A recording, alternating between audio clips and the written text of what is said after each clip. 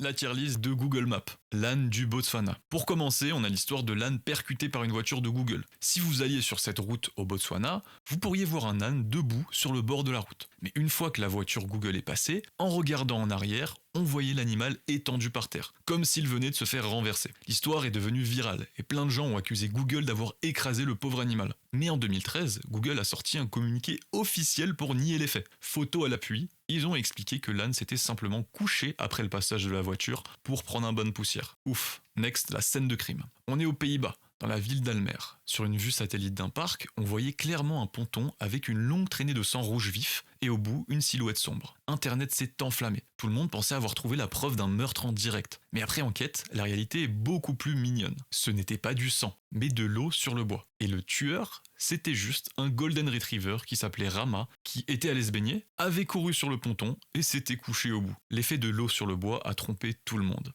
Next, le serpent d'océan. Direction la France, à Saint-Brevin-les-Pins. Si vous regardez la plage depuis la vue satellite, vous allez tomber sur quelque chose de terrifiant. Un immense squelette de serpent de mer de 130 mètres de long, la gueule grande ouverte, échoué sur la plage. Vu du ciel, ça ressemble vraiment à un monstre préhistorique ou un titan qui serait mort. En réalité, rassurez-vous, c'est juste une œuvre d'art de l'artiste Yongping. Ouais, mais j'avoue, quand on tombe dessus par hasard sur Google Earth, j'avoue c'est choquant. C'est d'ailleurs l'un des lieux les plus visités virtuellement en France. La créature du balcon. Toujours en France à Nancy, il y a un pâté de maison qui a été flouté sur Google Maps. Mais si vous remontez le temps via l'historique, vous tombez sur une créature super glauque sur un balcon, debout à côté d'un vélo. On dirait une sorte d'alien avec des grands yeux. C'est devenu tellement viral que ça a lancé d'énormes débats en ligne. Du coup, Google a essayé de flouter juste la créature, mais ça l'a rendue encore plus flippante. Et ça a juste amplifié le mystère. Le signe Help à Los Angeles. Il y a une zone avec plein de panneaux où il écrit Help en énorme. Comme si quelqu'un, échoué sur une île, avait essayé d'attirer l'attention. Ça a lancé un gros débat en ligne. Est-ce que quelqu'un était vraiment en danger ? La plupart des panneaux sont cachés par des murs, mais on peut en voir un gros depuis le ciel. Après enquête, c'était en fait juste un sans-abri qui protestait contre la façon dont la police de Los Angeles traitait les SDF. Le crabe géant, c'est une rumeur qui disait que si on allait dans une ville au Royaume-Uni, on pouvait voir un crabe gigantesque, de la taille de 2 bus. Sous un quai. Évidemment, si on creuse un peu, on peut voir que c'est fake. Dommage, il avait l'air délicieux. Pour finir, une histoire vraie et qui fait froid dans le dos. En 1997, un homme nommé William Moult a disparu en Floride sans laisser de traces. L'affaire a été classée sans suite pendant 22 ans, jusqu'au jour où un gars regardait son ancien quartier sur Google Earth